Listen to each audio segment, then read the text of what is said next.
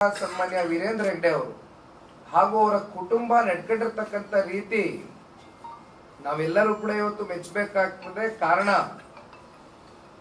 ಸಾರ್ವಜನಿಕವಾಗಿ ಶ್ರೀ ಕ್ಷೇತ್ರದ ಬಗ್ಗೆ ಬಂದಂತ ಕೆಲವೊಂದಷ್ಟು ಅಪಚಾರ ಆಗ್ತಕ್ಕಂಥ ನಿಟ್ಟಿನಲ್ಲಿ ನಡ್ಕೊಂಡಂತ ಕೆಲವೊಂದಷ್ಟು ತೀರ್ಮಾನಗಳೇನಿತ್ತು ಅವೆಲ್ಲವನ್ನ ಸಹಿಸಿಕೊಂಡು ಬಹಳ ತಾಳ್ಮೆಯಿಂದ ಸಮಾಧಾನದಿಂದ ಬಹಳ ದೊಡ್ಡತನವನ್ನ ಮೆರೆದಿರ್ತಕ್ಕಂಥ ವೀರೇಂದ್ರ ಹೆಗ್ಡೆ ಅವರು ಮತ್ತೆ ಅವರ ಕುಟುಂಬಕ್ಕೂ ಕೂಡ ಇವತ್ತು ನೈತಿಕವಾಗಿ ಒಂದು ಬೆಂಬಲವನ್ನ ಸೂಚಿಸ್ತಕ್ಕಂಥ ಕೆಲಸ ಜನತಾದಳ ಪಕ್ಷದ ಕಡೆಯಿಂದ ಮಾಡ್ತಾ ಇದ್ದೇವೆ. ಆದ್ರೆ ಒಂದು ಬಹಳ ಸ್ಪಷ್ಟವಾಗಿ ಹೇಳಲಿಕ್ಕೆ ಬಯಸ್ತೇವೆ, ಇಲ್ಲಿ ಯಾವುದೇ ರಾಜಕೀಯವನ್ನ ಬೆರೆಸ್ತಕ್ಕಂಥದಕ್ಕೆ ನಾಳೆಯ ದಿನ ನಾವು ಈ ಒಂದು ಪಾದಯಾತ್ರೆಯನ್ನು ಕೂಡ ಮಾಡ್ತಾ ಇದ್ದೇವೆ. ನೇತ್ರಾವತಿಯಿಂದ ಧರ್ಮಸ್ಥಳದವರೆಗೂ ಒಂದು ಪಾದಯಾತ್ರೆಯನ್ನು ಹಮ್ಮಿಕೊಂಡಿದ್ದೇವೆ. ಆದ್ರೆ ಇದು ಯಾವುದೇ ರಾಜಕೀಯವನ್ನ ಬೆರೆಸ್ತಕ್ಕಂಥ ಪ್ರಶ್ನೆ ಇಲ್ಲ. ಇಲ್ಲಿ ಇದು ಪಕ್ಷಾತೀತವಾಗಿ ಧರ್ಮವನ್ನ ಉಳಿಸ್ತಕ್ಕಂಥದ್ದಾಗಬೇಕು, ಧರ್ಮವನ್ನ ರಕ್ಷಣೆ ಮಾಡ್ತಕ್ಕಂಥದ್ದಾಗಬೇಕು. ಜೊತೆಯಲ್ಲಿ ಧರ್ಮಸ್ಥಳಕ್ಕೆ ಮಂಜುನಾಥ ಸ್ವಾಮಿ ಮತ್ತೆ ಅಣ್ಣಪ್ಪ ಸ್ವಾಮಿಗೆ ಇವತ್ತು ನಾವೆಲ್ಲರೂ ಕೂಡ ಬಹುಶಃ ಬಾಲ್ಯದಿಂದನೂ ಕೂಡ ಪ್ರತಿ ವರ್ಷ ಚಾಚು ತಪ್ಪಿರ ಧರ್ಮಸ್ಥಳಕ್ಕೆ ಹೋಗಿ ಆ ಭಗವಂತನಲ್ಲಿ ಪ್ರಾರ್ಥನೆ ಮಾಡ್ಕೊಂಡ್ ಬರ್ತಕ್ಕಂಥದ್ದು ನಮ್ಮೆಲ್ಲರ ಸಂಸ್ಕೃತಿ ಇದೆ.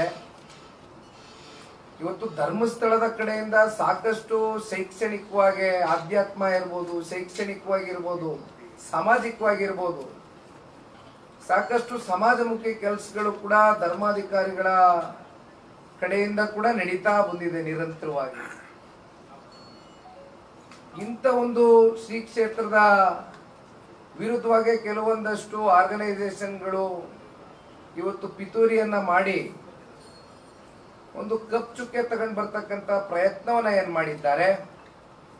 ಅದರ ವಿರುದ್ಧವಾಗಿ ಇವತ್ತು ನಾವು ನಾಳೆಯ ದಿನ ಒಂದು ನೈತಿಕ ಬೆಂಬಲವನ್ನ ಸೂಚಿಸಬೇಕು ಅಂತಕ್ಕಂಥದ್ನ ನಮ್ಮ ನಾಯಕರಾದಂತ ಹಾಗೂ ವರಿಷ್ಠರಾದಂತ ಸನ್ಮಾನ್ಯ ದೇವೇಗೌಡರು ಸಾಹೇಬರು ಹಾಗೂ ಕುಮಾರಣ್ಣ ಅವರು ಇಬ್ರು ಕೂಡ ಪಕ್ಷದ ನಾಯಕರುಗಳಿಗೆ, ರಾಜ್ಯ ಮಟ್ಟದ ನಾಯಕರುಗಳಿಗೆ ಮಾತಾಡಿ ಚರ್ಚೆಯನ್ನ ಈಗಾಗಲೇ ಮಾಡಿದ್ವು. ಗೌರಿ ಗಣೇಶ ಹಬ್ಬ ಕಳೆದ ಬಳಿಕ ಇದನ್ನ ಅಧಿಕೃತವಾಗಿ ಒಂದು ದಿನಾಂಕವನ್ನ ಘೋಷಣೆ ಮಾಡಬೇಕು ಅಂತಕ್ಕಂಥದ್ದು ಕೂಡ ಈಗಾಗಲೇ ಪಕ್ಷದ ಚೌಕಟ್ಟಿನಲ್ಲಿ ನಾಯಕರ ಜೊತೆ ಕೂತ್ಕೊಂಡು ವರಿಷ್ಠರು ಕೂತ್ಕೊಂಡು ಚರ್ಚೆ ಮಾಡಿದ್ವಿ. ಹಾಗಾಗಿ ನಿನ್ನೆ ದಿನ ಬೆಂಗಳೂರಿನಲ್ಲಿ ಪ್ರೆಸ್ ಮೀಟ್ ಅನ್ನ ಕರೆದಿದ್ವು. ಅಲ್ಲೂ ಕೂಡ